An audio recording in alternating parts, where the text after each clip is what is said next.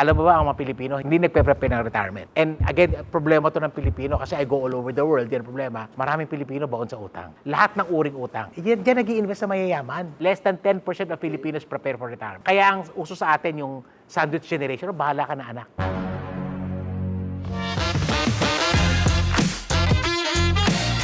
Ang mga Pinoy ay madiskarte. We're known to be resilient and we all strive for a better future. Pero pag pera ang usapan, madalas tahimik na lang. Pero bakit kailangan ganun kung marami naman tayong pwedeng matutunan sa isa't isa? Wealth can mean many things. For some, it's peace of mind. For others, it's time, freedom, or legacy. But one thing's for sure, everyone deserves a shot at creating their own definition of wealth. You could do it alone, but you don't have to. Tara, banding tayo ngayon. Dito, we will share with you a wealth of stories from our guests who've made bold moves to everyone like you who's just getting started. This is where real journeys meet real lessons. Ipagpapatuloy natin ang ating kwentuhan. Pero alam mo ba, kaibigan, maraming Pilipino ang may motto sa buhay na bahala na po si Batman. Talagang may po, ha? Bahala na si Batman. Pero si Batman, hindi financial advisor. So habang umaasa tayo sa superheroes, tumataas ang bilihin, lumalalim ang utang, at tumatanda tayo ng walang ipon.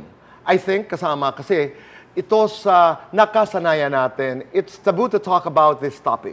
Ganun tayo. Kaya today, kasama natin si Randell Tiongson, a financial expert, author, certified kalug din ito. Tulad ng iba nating kabandi ngayon, he has over 30 years of experience in the financial service industry, banking, mutual funds, insurance, and financial planning, and has become a well-respected finance coach. He's the director of Registered Financial Planner, Institute Philippines, and an advocate of financial education for OFWs. He's here to show us na hindi mo kailangan ng milyon para mag-invest. In fact, nagsimula siya sa maliit din. Parang negative pa nga. Papakita niya na kailangan mo lang ng tamang mindset. Randell, maraming salamat at ikwentuhan mo kami kung paano nagsimula ang iyong financial journey. At totoo ba na kahit expert ka na ngayon, dumaan ka rin sa walang pera face? Yes, of course. Lahat, I think, kailangan dumaan ka doon para makuha. Parang hindi halata. Hindi mo halata. Siguro, sa finance side, yun yung background ko eh. College, economics, work for a bank. So parang gano'n na yung mundo ko talaga. Buong mundo ko was revolving around the financial world. Pero at the end of the day, iba yung alam mo, iba yung ginagawa mo eh. Kasi you can be knowledgeable sa finance, pero hindi naman yun ang practice mo. So yun yung naging problem ko. Iba yung alam mo, iba yung ginagawa mo. Earning money and having money is not the same. So yun yung naging problem ko. Siguro I was blessed with the idea na ang aga kumita na maaga kumita eh. Parang in my younger years, kumikita na ako, everything. Pero wala ako sa discipline. Oh. So kaya ako nagkaroon ng problem. Yung iba kasi, di ba, kulang ang pera, wala. Ako baliktad. I mean, maaga ako kumita ng pera, college, after college, daming racket here, racket there. Pero wala akong control. Sana nakilala ko si Sam. Yung control na naging problema, yung discipline. Right. So I got that much later. And ayun, kaya ako nagkaroon ng mga problems. So, knowing something and doing something, yan yung biggest challenge. May tama lang sa akin yung utang. Sa'yo na yan. Kasi ako takot ako sa utang. Just a very short story. Noong pumanaw ang aking ama, bumalik ako ng Samar. Ang first words ng nanay ko sa akin, may utang tayo sa bangko. That started, Fear of... Yeah. Trauma. Traumatic yun sa akin. At saka pivot. Alam mo yun, yung kanina may sinabi ka na tinamaan din ako na mag-research ka, alamin mo, intindihin mo. You wanna know more about PDAX? Know more about us. Kasi importante na alam mo yung ginagawa mo. Doon ako nag-umpisa na takot. Totoo yun. Kaya, pag sinabi mong utang, sandali. Teka. Yeah. Oo. I'm listening.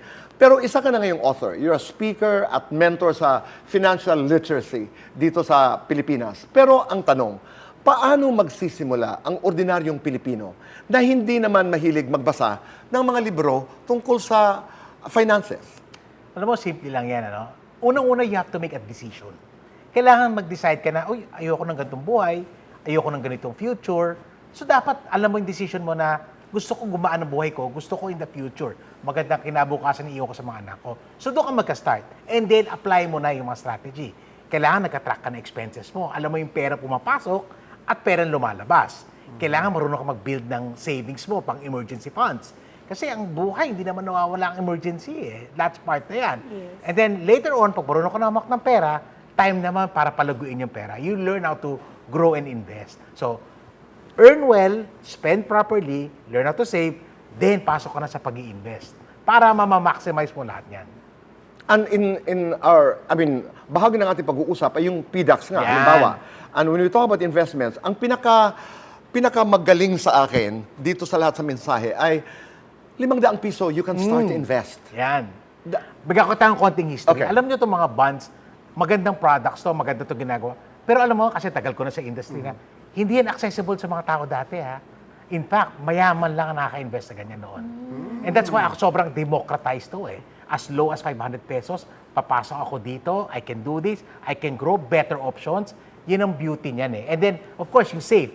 And actually, contrary, kasi I'm a business person ha, yung mga negosyante nga ayaw mag-risk yan. Kasi nagre-risk na yan sa negosyo eh. So yung pera niya, na kinita, they wanna protect it and save it. And yun yung beauty na yan. I can grow my money and at the same time, laking bagay, no? You can sleep well at night. Importante yun. Hindi, totoo yan. Paulit-ulit mo Yan. sinasabi, importante yun. Yung nakakatulong ka ng mahimbing ika nga. No, kasi ang tawag niya risk-return relationship eh. Pag, okay, maganda kita, pero risk-ready ka ba? Right. And alam mo, maraming tao, and all this I'll tell you, sasabihin nila ano kaya nila risk, pero pag nalugi ng pera, hindi pala nila kaya. Totoo. Correct. So doon na rin, hindi pala, hindi. So by nature tayo, ang default natin, risk-averse tayo or takot tayo sa risk. Right. And yun ang beauty. So, okay, sige, yung bulk ng pera mo, safe. Siguro yung konti na lang, yun na lang i-risk Yung kaya mo, Yung no? kaya mo Oo, lang. kaya mo. At saka, pinag-uusapan natin yung accessibility. Hindi lamang accessibility. Ngayon, parang with this program, you can actually invest and Yes. start with something small. So, parang naliliwanagan ako ngayon na parang, I don't have to have 100,000. Sabi mo nga, 500,000. With 500 pesos, I can invest. That's the beauty. You can start with what, but you have to be disciplined. Kasi Yun. yung 500, pero kung one time mo lang gagawin, it doesn't go. It doesn't Okay. work. So dapat yan, okay, next month ulit. And then ito yung beauty, no? Uy, marunong na ako mak ng pera. O dagdagin natin, gawin natin 800. Gawin natin Right. 1,000. Gawin. So over time, nag-scale up ka, Ganda. then nabibuild mo na yung wealth mo. Minsan nagulat ka na lang, kasi ang pagbibuild ng wealth, hindi naman straight line yan eh. Curved yan eh. Mabagal sa umpisa, and then eventually, palaki ng palaki, and then nagkakaroon ka na ng wisdom, better control. Decisions. Yan na, decisions, access ka na sa lahat, yan na, mag-o-open na yung mga opportunities. Ang maganda, it becomes a mindset, it becomes a habit, Yes. it becomes a lifestyle. Yan. Ganda. Pero Randell, madalas na binabanggit mo ang biblical principle sa pera. Paano ito konektado sa investing? Okay, number one, dapat kasi meron tayong principle of stewardship. Ito sinasabi ko ang yaman, huwag mo masyadong mahalin yan, hindi nadadala sa langit yan. Pero, meron kang wisdom to do that kasi may responsibilidad tayo eh. So, we wanna be able to learn how to handle it well. Number one. Second, may wisdom yan sa pagpapalago. Huwag mo masyadong i-risk, huwag mo masyadong lalagay ko saan-saan. May principle kami, we don't invest something you don't understand. And of course, yung pinakamalaking kalaban natin, greed. Yes. Ayan ang number one reason kung bakit nalulugi or nakakaproblema ang mga tao. Pag greed na ang nangibabaw sa'yo, pag all bets are off, masisira talaga diskarte mo. And magkakamali ka na. Kanina, Dayan, we started to talk about how different it is pag, halimbawa, may family ka na. How, di ba, yung attitudes mo, yung behavior mo, nababago. You were talking about it? Yes, it will totally change once you have your family kasi masa-set aside mo na yung mag-iiba yung priorities mo, Tito Oo. Boy, in life eh. You would be more cautious na siguro and conscious na rin sa mga gagastusin mo, pati sa decision-making mo sa bahay. Kasi may 2 kids na ako na iniisip I wanna secure and build their future. Ganda. Ito yung risk siguro. Oo. At saka hindi, it's not Pag-aaralin about mo you. pa. Oo, Yes. and it's not just about you anymore. us na yun. It's about a family, it's about children, di ba? Pero, Randell, kung gusto mong maging faithful steward, kailangan mo rin mag-invest wisely. Tama, di ba? Is that what I'm hearing? Tama, kasi unang-una binigay sa'yo opportunity, binigay sa'yo yung kayamanan. Anong gagawin mo dyan? Diba? May purpose yan. So while waiting until, kasi eventually dapat mag-retire tayo, dapat ready tayo. So anong gagawin mo? May wisdom yan. Because yung pera, kailangan naman natin gamitin yan ng tama. Pero while waiting, kailangan minamanage natin yan. And ideally, ginogrow mo yan para later on, you can be more generous, di ba? Darating ang panahon ng time mo, I can give more, I can help more. Yan yung beauty niyan. That's why, very important, marunong ka mawak ng pera, marunong ka magpalago, and eventually, alam mo saan mo dapat gamitin. Gusto ko lang puntahan yung bonds on PDAX. Kasi ikaw ang expert. Ano ang advantage nito? So, pinakamalaking advantage ng bonds yung risk niya. So, Okay. number one, kasi meron kami tinatawag na risk-return relationship. Mataas ang risk, pero mataas ang kikitain mo. Or gusto mong mababang kita, mababa yung risk. Ang beauty ng bonds, hindi naman siya necessarily mababa ang kita. In fact, mas mataas pa ang kita niyan sa maraming available. Pero yung risk niyan, you're still on the safe. In fact, bonds, government bonds is the safest type of investment you can make. Safer than anybody, anything you can see around. So, and yet, maganda pa rin yung income niya. So, maganda talaga siya. Actually, bigyan ko kayo ng konti sirikat. Yan nag-i-invest sa mayayaman.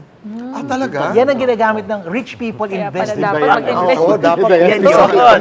Tito Boy. Kasi diba, Dapat bonding tayo ngayon eh. kasi diba nagne-negosyo ka na, nag-risk ka na. Ayaw mo na i-risk yung pera mo. Correct. So gusto mo kumita siya. So naghahanap sila ng magandang kita, na magandang return, na safe. Dito sila pupunta. And before all of these things, hindi mo mabibili yan. Daan-daan libo para mabili mo Okay. yan. Or even millions. And ang beauty ngayon, 500 pesos you can enter. Kaya nga sa akin, very good democratized yan. Napakaganda kasi inclusive na ngayon yan. Tama. And that's ako, the reason why I like to talk about it. Kasi, pwede na. Pwede ka na kahit sino. Ang key lang is consistency. 500. 1 year, 2 years. After na, promote ka na, makikita ka na, o gawin mo na 1,000. And then, i-scale up mo yan, and then, maintain mo yan. Hindi mo na kailangan mag-risk ng unnecessary, mag-grow pa rin ang pera mo. Ganda. Pero naapektuhan tayo doon sa investment ng mga mayayaman. Oh, yeah. No, but you have to embrace that, di ba? Gusto natin doon tayo, syempre, di ba? Umabot tayo doon, di ba? Oo. Yun nga yung kaya ang ganda eh. Kaya, when lahat ito nangyari, ako sobrang excited ako kasi sobrang wala tayong access niyan before. You're talking about PDAX. No, but I like the idea also that it has been democratized, di ba? Na hindi lang siya pang So ngayon, big Kuya Boy, investors. wala nang excuse. wala nang excuse. Wala ka ng excuse. Accessible. Pag ikaw hindi pa nag-grow yan, it's on you na. Oh, Correct. may kasalanan. Oo. Sa libro mo, Randy, na No Nonsense Personal Finance, ano ang pinaka-importanteng step para sa mga nagsisimula pa lamang? So number one talaga, discipline. Kaya mayaman si Sammy. Tama. Sobrang disiplinado niya. Oo. Alam ko. Tama. Okay. So very important, the discipline. Yung discipline mo, din mapasok yung i-increase mo yung cash flow mo. Kasi kumikita, alam mo, kita mo, gusto mo kumita ng malaki, pero easier said than done. So kailangan mo manage mo yung expenses mo. Delayed gratification. Kailangan ba ito ngayon? Need versus what? And as you do that, lumalaki na yan. Natututo ka na mag-ipon. Save. Yan, very important. Yung next, and again, problema to ng Pilipino kasi I go all over the world, yan ang problema. Maraming Pilipino baon sa utang. Lahat ng uring utang. So, kailangan marunong ka mag-manage. Start paying your debt, pay down debt. Yan, very important. So, wala ka ng utang. Then, build mo na yung emergency fund mo. Di ba? Build mo na. Kasi, yung pandemic, ang daming natauhan, hindi sila ready. Can you give me an amount? Pag sinabi mong emergency Okay. fund, halimbawa. Ideally, dapat mga 3 to 6 months ng monthly expense mo. So, kunyari, let's say, si Dan, a monthly expense niya, lagyan natin amount, 50,000. Sana may 150 ka. At least. Okay. O kung 20,000 ang gastos sa buwan, sana may 60 ka. Yan ang ibig sabihin ng emergency fund. At least Okay. 3 to 6 months ng monthly expense mo. Si Sam, malaki yan. Mga milyon na yan. Yeah, just in case. Ito yung mga just in case. Million. Just in case. Just in Pero case kunyari, something siguro lagyan mo ng happen. amount, siguro start with an amount. Kung talagang 0-0 ka, 5,000 muna. Okay. And then, okay, 10,000. Dahan-dahanin mo yan, i-build mo yan. That's still within that discipline Oo, concept. discipline pa rin. Kasi, there's temptation. Kasi ang tendency natin, mga Gastos. Pilipino, may pera yan, ano bibiling ko? Di ba, may Makati, sale. makatipalad natin eh. Pag may pumasok na bonus, diba 13th Hindi, month kasi dati laging- sabi nga namin, huwag ka na pumunta na mo. Hindi mo na kailangan lumabas ngayon eh, di ba? Right. So yan. So, Tatlo again, na yun. that is- Pang-apat na Okay. tip. Right. Importante naman protection, insurances. Kasi ang dami pwede mangyari, nakasakit ka, Correct. diba? Tinawag ka ng Panginoon, paano nang iiwanan mo? So, kailangan yan. And then yung lastly, growing the money na. Kasi, tatanda ka din, hindi naman, good to realize over the years, mga time na, buti na lang ginawa ko to. Kasi ngayon medyo on that side na ako in my life, no? Earning from that. So, buti ginawa mo yan. And Tito Boy, ito alam mo ba ang mga Pilipino hindi nagpe-prepare ng retirement? Sorry, Retirement. Prepare ng retirement. Less than Prepare for retirement. 10%. Less than 10% of Okay. Filipinos prepare for retirement. Kaya ang uso sa atin yung sandwich generation, bahala ka na anak. So, laging ganun nangyayari. And you're So, expecting your kids to take expect care to of take you. care of you. When you get old. Which hindi naman tama fair. Kasi magkakaanak din sila di ba? Paano na yon? So, dapat natututo tayo hanggang pagtanda natin, meron tayong pera, hindi tayo aasa mga anak natin. Kasi mga anak natin, ang kailangan magtusto sa kanilang mga anak. So, yan yung idea. That's why kailangan mag-save, kailangan mag-ipon, and kailangan mag-grow ng pera. Okay. Marami ang makakaunawa yan. Naging debate yan sa social media, di ba? May responsibilidad Yes. ba ang mga anak na pangalaga ng mga magulang? But I know someone, he has 3 children, isang ama, na sinasabi na hindi, I have to take good care of myself. I don't want to impose myself on my children. Iba-iba ng pananaw, no? Pero napaka-wise nung mga pieces of advice na iyong ibinigay. So, parang i-debunk natin, di ba, parang sa panahon ngayon, Randell, parang hindi na excuse ang, di ba, yung madalas natin, lalo na pag perang pinag-uusapan, guilty po ako, di ko kasi alam wala akong pera, di ba? Alam na natin na iba-iba ang sitwasyon natin. So, importante, diskarte, at tapang tulad ng sinabi mo kanina, Randell. Decision talaga yan. You have to make it. Kasi nakakatawa It's a deliberate Tsaka mga decision. tao, wala akong pera pero biglang nabibili to, nagagawa yun. So decision mo yan, priorities mo yan. Correct. Ang sa akin lang, gusto mo bang mahirapan ka sa buong buhay mo, then you have to make that decision now. Sacrifice now, enjoy later. Correct. And we understand that. Okay? At paulit na naririnig ko yung disiplina, yung commitment, and the conscious. Daily yan, Tito Boy. Right. It's a daily decision that you have to make. Totoo. Kasi ngayon, okay, bukas hindi. Hindi pwede. Kailangan pag nag-decide ka, every day you will struggle with that. Parang love talaga to. Para lang relasyon. Pag Sabi nag-decide ko ka, nga sa'yo everyday. Okay, Randell, it's time to do fast talk. Naku. Okay, pabilisan lamang. First investment. Mutual fund. No.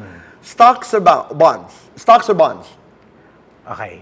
Qualify natin. When I was younger, stocks. Talagang financial advisor. May careful. Sure. Iba yung utak. Iba yung... When I was younger, stocks. Today, it's bonds. Wow. Okay, you can probably explain a bit. Kasi nung stocks, sabi nagmamadali ka, gusto mong yumaman and everything, doon mo na-realize, lalo yata ako nalugi. So later, magkakaroon ka ng wisdom. Right. I mean, financial, you will make mistakes, given yan, but you have to learn. Yes. And eventually, nung nakita mo, ay, pwede rin pala. Kasi alam mo, to be in my defense, dati hindi mo mabibili yung bonds, mas madali bilhin yung stocks. Mas maliit ang entry point ng stocks eh. Sa totoo lang ha, hindi ka pwede 5,000 bibili ako. Wala kang mabibili noon. Eh ngayon, 500 pesos na eh. 500. Wala ka ng excuse. So, Bonds baliktad na on ngayon. PDAX, yes. Ah. Save or invest? Save and then invest. Kasi you cannot invest what you do not save eh. Yes. So, patutunan na mag-save, then invest. Kasi delikado rin na hindi mo in-invest yung sinisave mo. Biggest money mistake? Alam mo yung, sa totoo, grabe, kinalimutan ko na yun, pinalala mo. Alam mo, siguro, madami akong wrong financial decisions when I was young. Yung nag-indulge. Kasi, okay, to my defense, yung parents ko, although may kaya kami, may quit eh. So, nung kumikita na ako, ayoko ng ganyan, masyado may quit, I wanna enjoy. Yung pala, mayroon palang reason kaya may quit yung magulang ko. So, doon ako na-realize. Okay. Financial goal before 60. To have financial peace. Money tip you swear by. Just sobrang simple yan natin ha.